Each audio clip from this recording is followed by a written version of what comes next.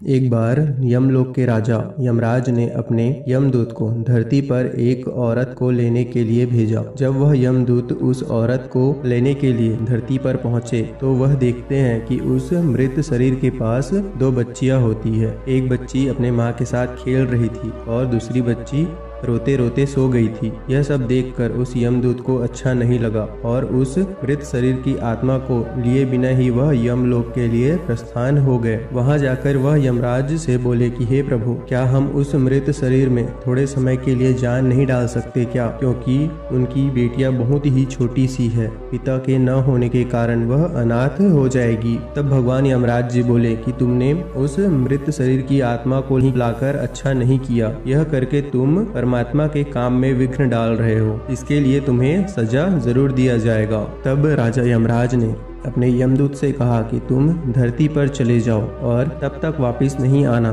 जब तक तुम अपनी मूर्खता पर हंसी न उड़ा लो। तब वह यमदूत यमराज के कहे अनुसार धरती पर चले जाते हैं। यमराज द्वारा सर्दी के कपड़े न प्रदान किए जाने पर यमदूत ठंड के मारे ठिठुर रहा होता है। उसी समय वहां से एक व्यक्ति जा रहा होता है। उसने यमदूत की यह हालत देखी तो यह देखकर उसको उस यमदूत पर बहुत दया आ गई। उस समय उस व्यक्ति के हाथ में एक कंबल था जो कि वह अपने बच्चों के लिए लेकर जा रहा था, परंतु उसने उस यमदूत को दया के मारे दे दिया और उसे अपने साथ चलने के लिए कहता है। जब वह व्यक्ति घर पहुंचता है तब उसकी बीवी उससे पूछती है कि क्या तुम बच्चों के लिए कंबल नहीं लाए। तब वह व्यक्ति बताता है कि यह कंबल मैंने इसको दे दिया। तब उस व्यक्ति की बीवी गुस्सा होकर बोली कि इस कंबल की ज्यादा जरूरत इन बच्चों को है जो ठंड के मारे ठिठुर रहे हैं। तब यह सब देखकर वह यमदूत मन ही मन हंसने लगा और कहने लगा कि इनको नहीं पता कि इनके घर पर एक यमदूत आया हुआ है। वह व्यक्ति चमड़े के जूते बनाया करता था। तब उसके यहाँ रहते रहते यमदूत भी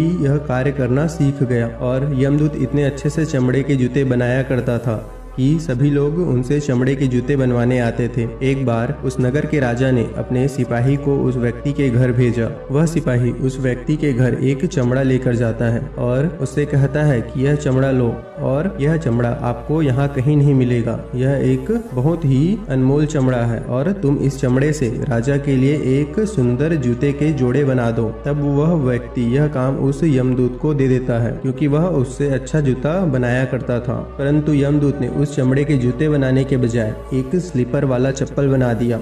उस समय स्लीपर वाला चप्पल उस व्यक्ति के लिए बनाया जाता था जिसकी मृत्यु हो गई होती थी। वह चप्पल देखकर वह व्यक्ति बहुत क्रोधित हुआ और वह सोचने लगा कि अब राजा उसका क्या हश्र करेगा। राजा तो उसे सजा ही दे डालेगा। और वह व्यक्ति उस यमदूत पर डांट फटकार करने लगा और डांट फटकार सुनकर उस यमदूत को मन ही मन बहुत हंसी आने लगी। इतने में वह सिपाही आता है और कहता है कि तुम उस चमड़े का एक स्लीपर वाला चप्पल बना देना क्योंकि राजा की मृत्यु हो गई है। तब वह व्यक्ति यमदूत से माफी मांगने लगा। तब यमदूत बोले, मैं तो अपने कर्मों द्वारा की गई सजा को भुगत रहा हूँ। काफी समय बाद उस व्यक्ति की दुकान पर एक लड़की आई अपने दो बेटियों के साथ। वह औरत उन लड़कियों के शादी के लिए जूते बनवाने आई थी। उन लड़कियों को देखते ही यमदूत को याद आ जाता है कि यह वही लड़कियां हैं जो उस मृत महिला के पास रो रही थी। तब वह यमदूत उस महिला से पूछते हैं कि यह बच्चियां कौन हैं। तब वह महिला बताती है कि यह लड़कियां अनाथ है। इनके पैदा होते ही 2 साल बाद इनकी माँ इनको छोड़कर चली गई थी। मेरे पास भी कोई संतान नहीं थी तो मैंने इन्हें गोद ले लिया और मेरे पास बहुत संपत्ति है। आगे जाकर यही दोनों मेरी संपत्ति की मालकिन बनेगी। तब यमदूत को खुद पर हंसी आ गई